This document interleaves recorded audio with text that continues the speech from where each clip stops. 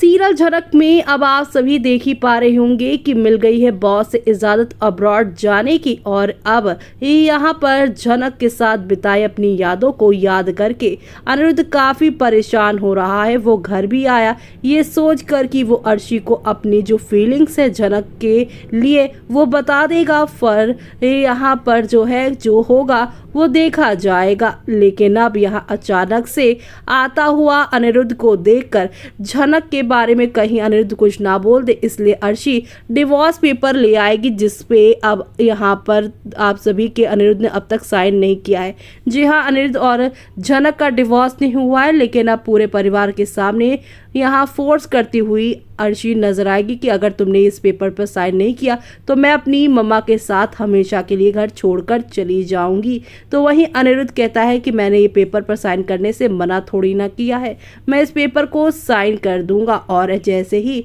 अनिरुद्ध इस पेपर पर साइन कर देगा, जी हाँ, फाइनली यहाँ पर उसे समझ में आ गया है कि झनक उसकी जिंदगी का हिस्सा नहीं बन पाएगी, क्योंकि उसने जो कुछ भी यहाँ पे झनक के मुंह से सुना उससे यकीन मान लिया है और वो पेपर उठाएगा और पेपर साइन कर देगा। लेकिन जैसे ही यहाँ पर वो साइन करेगा, यह झनक को एहसास होगा कि कुछ तो अनिरुद्ध के दिल में यहाँ पर चल रहा है, क्योंकि वो जो सीन उसने किया आदित्य के साथ, उसके बाद उसे एहसास हुआ कि अनिरुद्ध जो कह रहा था वो सच कह रहा था। वहीं दूसरी तरफ अब अर्शी अपना बैग पैक कर चुकी है और अनिरुद्ध को भी अपना बैग पैक करने को कह रही है, क्योंकि दोनों अब ऑन साइट प्रोजेक्ट के लिए अब्रॉड जा रहे। और यहाँ झनक कहती नजर आ रही है कि ये सच है कि मैं आपसे बहुत प्यार करती हूँ, लेकिन ये पूरी जिंदगी मुझे अकेले आपके साथ रहना पड़ेगा, नहीं बल्कि आपसे अलग रहना पड़ेगा और ये सजा मुझे भुगतनी ही पड़ेगी। अब क्या होगा।